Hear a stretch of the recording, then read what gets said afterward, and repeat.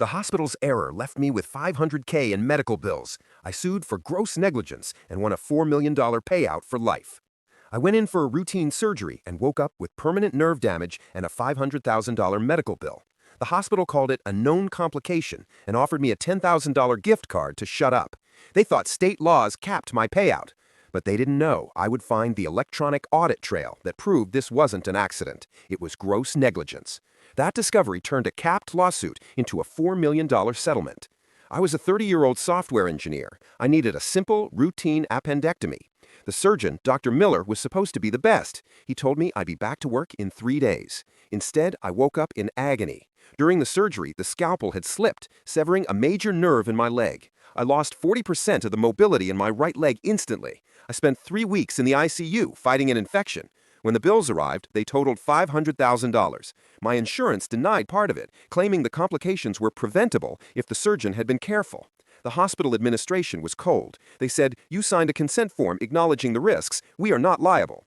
I hired a medical malpractice attorney. He gave me bad news. In my state, there is a cap on non-economic damages, pain and suffering, set at $250,000. Even if we won, the most I could get was $250K, hardly enough to cover my future medical care. Unless we could prove gross negligence. Ordinary negligence is a mistake. Gross negligence is reckless disregard for safety. Gross negligence uncaps the damages. We requested the electronic health records audit trail. This is the digital footprint that tracks exactly who logged into the computer in the operating room and when. The hospital fought to hide it, but the judge ordered them to release the data. We found the smoking gun. The audit trail showed that Dr. Miller, the lead surgeon, had logged out of the operating room computer 10 minutes before the critical incision was made. He wasn't even in the room. He had left the critical part of the surgery to a first-year resident who was unsupervised. Dr. Miller was billing the insurance company for performing the surgery, but he was actually in the break room drinking coffee when the resident severed my nerve.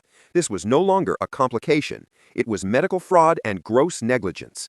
The hospital's defense collapsed instantly. If this went to a jury, the punitive damages could be in the tens of millions. They settled in mediation. They wiped the entire $500,000 debt. They paid for all future physical therapy. They paid me a tax-free lump sum of $4 million. Dr. Miller was reported to the state medical board and lost his license to practice surgery. I walk with a cane now, but I walk into a bank account that ensures I never have to worry about money again.